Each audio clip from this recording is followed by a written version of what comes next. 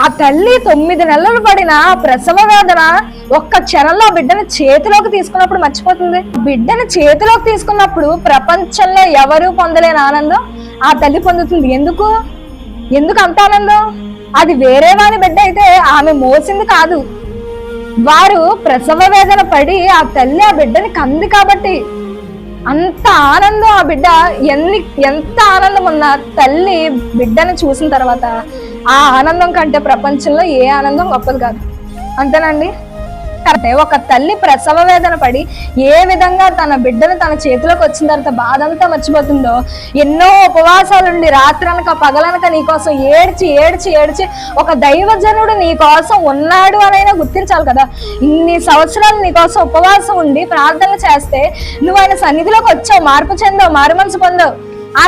ఆ తల్లికో తండ్రికో దైవజనుడికో నిన్న ఆ మందిరంలో గొప్ప ఉన్నత స్థితిలో ఏ పాపము ఏ శాపము లేకుండా నిన్న ఆ మందిరంలో చూసినప్పుడు ఆ దైవజనుడు ఎంత గొప్ప ఆనందంతో ఉంటాడు.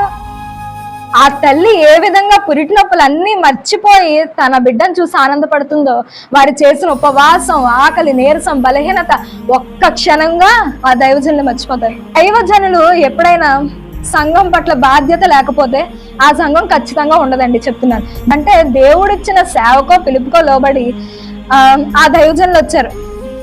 మీకోసం కాకపోతే దైవజనులు ఎవరి కోసం వచ్చినట్టు?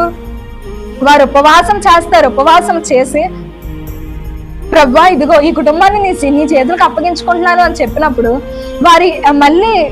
వారి జీవితంలో భౌతికంగా వారి బిడ్డలు పడిపోయినప్పుడు మళ్ళీ ఆ తల్లిదండ్రి ఏం చేస్తారు?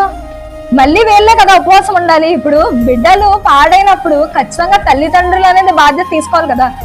తల్లిదండ్రులు బాధ్యత తీసుకోకపోతే ఖచ్చితంగా బిడ్డలు పాడవుతారు కదా.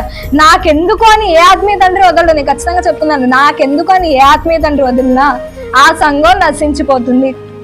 నాకెందుకు అనే దైవజనుడు అయితే మీకోసం ఉపవాసం ఉండో ఎందుకంటే ప్రార్థన చేయాల్సినంత అవసరం ఆయనకి ఏమొచ్చింది? ఆయన మిమ్మల్ని కన్నారు, మరో జన్మంటూ మీకు వచ్చేలా చేశారు, అంతేనా?